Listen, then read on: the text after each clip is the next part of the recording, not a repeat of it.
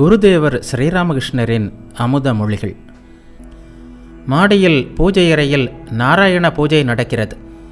பூஜைக்காக நைவேத்தியம் தயாரிப்பது, சந்தனம் அரைப்பது முதலியவை நடக்கின்றன.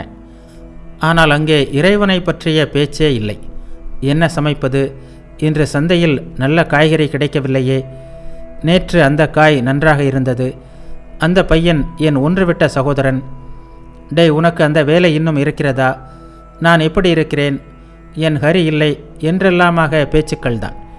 பாரேன், பூஜை அறையில் பூஜை வேளையில் இப்படிப்பட்ட பேச்சுக்கள்.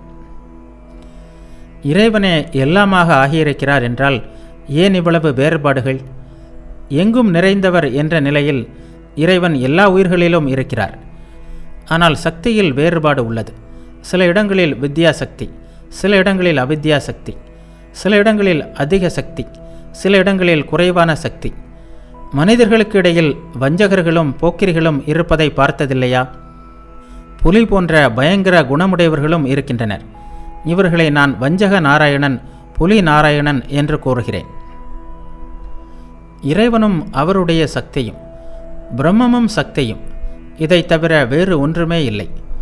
நாரதர் ராமனை குறித்து, ஏ ராமா, நீ ஏ சிவன், சீதை பார்வதி, நீ பிரம்மா, சீதை சரஸ்வதி, நீ இந்திரன், சீதை இந்திராணி, நீ ஏ நாராயணன், சீதை லட்சுமி, ஆண்பாலாக இருப்பதெல்லாம் நீ, பெண்பாலாக இருப்பதெல்லாம் சீதை என்றார். உணர்வுமய வடிவம் என்றால் என்ன தெரியுமா? தண்ணீரை போல்.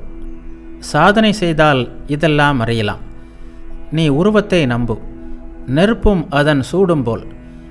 பிரம்மமும் சக்தியும் ஒன்றே, இரண்டல்ல என்பது பிரம்மஞானம் அடைந்த பிறகுதான் தெரியும். நெருப்பை நினைத்தால் சூட்டையும் நினைத்தே ஆக வேண்டும்.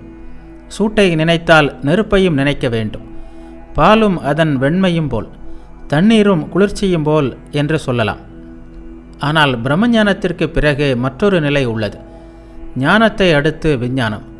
யாரிடம் ஞானம் உள்ளதோ, யாருக்கு உணர்வு வெளிப்படைந்து விட்டதோ அவரிடம் அஞ்ஞானம் இருக்கிறது. வசிஷ்டர் தமது 100 பிள்ளைகள் இறந்தபோது துயரத்தில் ஆழ்ந்தார்.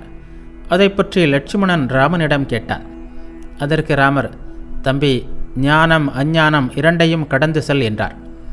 யாரிடம் ஞானம் உள்ளதோ அவனிடம் அஞ்ஞானமும் இருக்கும். காலில் முள் தைத்தால் மற்றொரு முள்ளால் அதை எடுத்த பிறகு இரண்டாவது முள்ளையும் எறிந்து விட வேண்டும்.